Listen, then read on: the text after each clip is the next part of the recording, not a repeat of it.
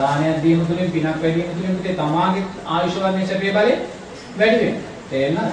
දන් දෙන පින් දෙන තෙරුවන් කෙරේ ශ්‍රද්ධාවෙන් මේ තෙරුවන් කෙරේ ශ්‍රද්ධාවෙන් දානයක් පිනක් කළා ඒ නිසා මේ වැරද්දක් වෙනවා කියන කාරණේ මිත්‍යා දෘෂ්ටිය. තේරෙනවද? ඒ සැයවිලි දෙයක් වෙන්නේ නැහැ. තේරෙනවද?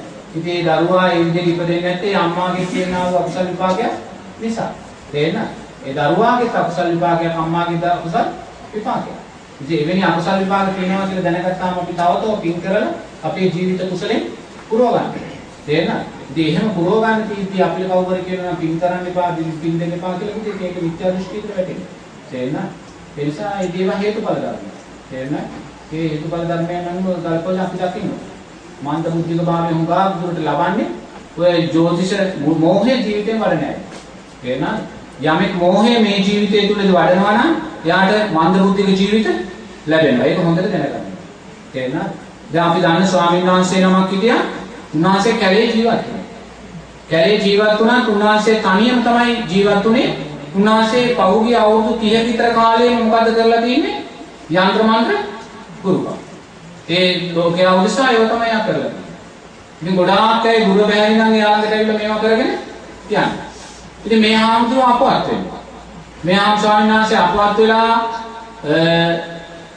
කාලයක් ගියාට පස්සේ අවුරුද්දක් විතර යා උන්වහන්සේ තනියම තමයි වැඩ හිටියේ. මේ ආරණ්‍ය කිසිම කෙනෙක් නැහැ.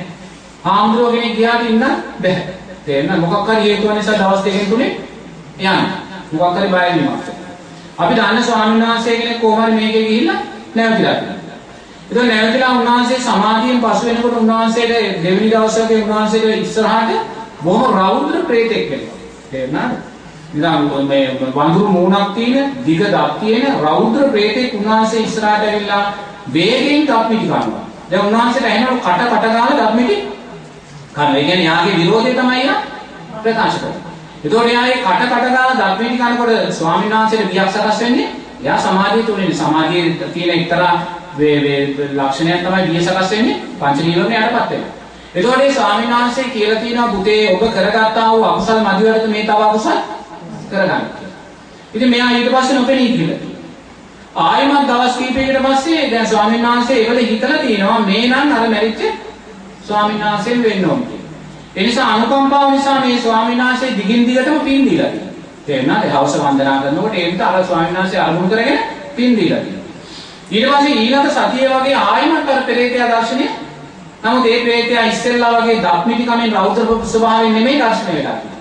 බොහොම සෞම්‍ය ස්වභාවයෙන් එයා ඉස්සරහ ඇවිල්ලා දර්ශනය වෙලා තියෙනවා. එතකොට ස්වාමීන් වහන්සේ දැනගෙන තියෙනවා මෙයා පින් අරන් තියෙනවා. වහා මුදුර කෙනෙක් නේද? මේ පින් දෙන ක්‍රම තියෙනවා. ඒ දෙන ක්‍රම අනුව ඒගොල්ලන්ට ගන්න සිද්ධ වෙනවා. එතකොට එයා හිතලා තියෙනවා මෙයා පින් අරන් තියෙනවා. ඒ නිසා එතනනුත් එයා නොපෙනී ගිහිල්ලා මෙයා හාමුදුරුවෝ තව පින් දෙනෙක් එතන ඉඳලා තියෙනවා. ඊට පස්සේ සති දෙකක් විතර යනකොට උන්වහන්සේ කියනවා උන්වහන්සේට මේ බොහොම සද්දාන්ත අඩි 7ක් විතර ලොකු නැෂනල් එකක් ඇඳගත්ත සද්දාන්ත ප්‍රේතෙක් උන්වහන්සේ ඉස්සරහට ඇවිල්ලා තියෙනවා. තේරෙනවද? පරදත්ත රූප ජීවී කියන කණේටයි ප්‍රේතෙක්. ඒ ප්‍රේතය ඇවිල්ලා ඒ ස්වාමීන් වහන්සේ කියනවා උන්වහන්සේ ඉස්සරහට ඇවිල්ලා මේ අත හොල්ලනවා. මේ අත හොල්ලනවා. ඔළුව කරකවනවා. ඇඟ ගස්සනවා. ඉතින් ස්වාමීන් වහන්සේ දැන් බලන් ඉන්නවා මොකක්ද මේක? එතකොට තමයි උන්වහන්සේට තේරුම් දීලා තියෙන්නේ මේ මන්ද බුද්ධික ප්‍රේතෙක්. ප්‍රේතෙක් වුණත් මන්ද බුද්ධිකයි. තේරෙනවද? ප්‍රේතෙක් වුණත් මන්ද බුද්ධිකයි. තේරෙනවද? එතකොට දැන් උන්වහන්සේ ඊට පස්සේ බලලා තියෙනවා මේ ස්වාමීන් වහන්සේ කොයි වගේ ජීවිතයක්ද මෙතන ගත කළා කියලා. එතකොට උන්වහන්සේ දැනගෙන ඉන්නේ මේ ස්වාමීන් වහන්සේ නිරේතුරුවම ද්වේෂය වඩලා තියෙනවා. තේරුණාද? ඒ නිසා උන්වහන්සේ ළඟ ගෝලෙක් ඉන්නේ නැහැ. කැපවරුවෙක් ඉන්නේ නැහැ. ඒක ද්වේෂය. දෙවෙනි කාරණේ උන්වහන්සේ දැකලා තින්නේ මේ ස්වාමීන් වහන්සේ දැඩි ලෙස ලෝභකම වඩලා. අර ස්වාමීන් වහන්සේ අපවත් වුණාට පස්සේ අර කාමරයේ තියෙන කබඩ් එක ඇරලා බැලුවාම මේ ගමේ පිරිස් කියනවා පාවිච්චි නොකරපු සිවුරු 51ක් තිබිලා තියෙනවා. පාවිච්චි නොකරපු සිවුරු 51ක්. කාලේ ඉක්ුත් වෙච්ච බිස්කට් එකක් ඒගොල්ලෝ පැකක්. දැන් මොකද්ද මේකෙන් පේන්නේ? කුෂ්ණා. එනනම් කිසිම ප්‍රශ්නයක් නැහැ. මෙයා තමයි මේ. රෞද්‍ර ප්‍රේතෙක් බවට පත් වුණා. අර පින් දීම නිසා සෞම්‍ය භාවයටපත් වුණා. තව පින් දීම නිසා අර පරදත්ත රූප ජීවි ගණයට නමුත් වැටුණා මන්ද බුද්ධික ප්‍රේතෙක් වෙලයි. ඇයි ඒ? යంత్ర මන්ත්‍ර ගුරුකම් ඔය ජෝතිෂ නස්සස්. තේරෙනවද? ඒ නිසා යමෙක් බුදුරජාණන් වහන්සේ ඔය යంత్ర මන්ත්‍ර ගුරුකන් ජ්‍යොතිෂයට කියන්නේ තිරස්තීන ධර්ම කියලා. තිරස්තීන ධර්ම කියන්නේ තිරිසන් ධර්ම. අපිට කෙනෙකුට නූලක් බඳින්න එහෙම පිළිත් නූල් නෙමෙයි මතුරන්න බෙහෙත් දෙල් දෙන්නේ කිසිම දෙයක් අපිට බුදුරජාණන් වහන්සේ විනයෙන් තහනම් කළා. අපිට ඒව කරන්න ආම්දුරන්ට කරන්න බෑ.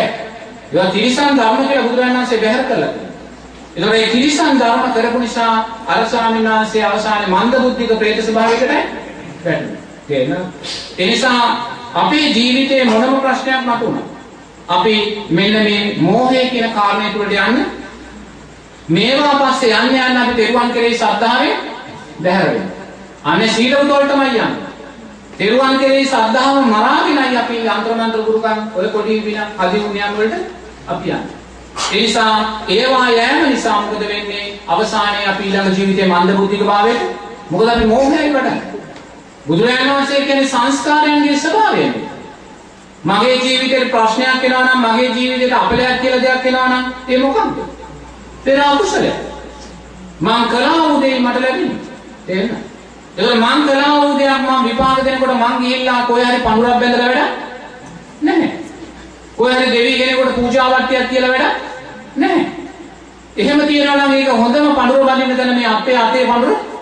එතකොට අපි දන්නවා අපි අකුසලේ මතක් වෙනවා. කුසල් දාන කරන්න සීපත් වෙනවා. තේරෙනවද? මේක දකින්න වාරයක්. මොකද අපි කරගත්තා වූ දේ අපිට ලැබෙන්නේ. ඒ නිසා අපි කරගත්තා වූ දේ අපිට ලැබෙනකොට පුතේ මන්ත්‍රයක් දාලා යන්ත්‍රයක් දාලා ඒක වළක්වන්න බැහැ. ඒක වළක්වන්න ඕනේ නම් කුසල් දහම් තුලිනුයි අපි ඒක වළක්වන්න. තේරෙනවද? කුසලයේ තුලිනුයි වළක්වන්න. ඒ නිසා අපේ ජීවිතේට මොන ප්‍රශ්නයක් ආවත් අපි දක්ෂ වෙන්න ඕනේ සීල සමාධි ප්‍රඥා මාර්ගය තුලම ගමන් කරලා දාන සීල භාවනා මාර්ගයෙන් ගමන් කරලා අපේ අකුසල් යටපත් කරගන්න. එහෙම නැත්නම් අපි අකුසල් යටපත් කරගන්න වෙන වෙන පැතිවල ගියොත් පුතේ අපි ඊළඟ ජීවිතේ මන්ද බුද්ධික ප්‍රේතෙක් මන්ද බුද්ධික මිනිසෙක් වෙන්න සිද්ධ වෙනවා. තේරෙනවද? ඒ නිසා ඒවා හරි භයානකයි. ඒවා භයානක නිසා බුදුරජාණන් වහන්සේ අපි ඒවෙන් ඈත් කළා කියලා. තේරෙනවද? ඒ නිසා දරුවෝ අපිට වෙන දරුවෙක් ඉපදුනායි කියන්නේ එයා පෙර ජීවිතේව සරණ ගිය කෙනෙක්ම. තේරෙනවද? ඒ නිසා එවැනි ප්‍රශ්න ඉදිරියාවට අපි කවදාකවත් ඒ ජ්‍යොතිෂයේ පස්සේ යන්ත්‍රමන්ත්‍ර ගුරුකම් පස්සේ යන්නේ එපා. මොකද එහෙම වුණොත් ඔය තත්ත්ව තව ඉස්සරහට වර්ධනය වෙනවා. තේරෙනවද? ඒ නිසා තෙරුවන් කෙරෙහි ශ්‍රද්ධාවෙන් පුළුවන් තරම් පින්කම් කරන්න. ඒ පින්කම් පුතේ ඔබලාගේ සුගතිය උදෙසායි සැපේ උදෙසාමයි. ඒවා දුකක් වෙන්නේ නැහැ. යමෙක් එපා කියනවා නම් ඒක මිත්‍යාදෘෂ්ටි.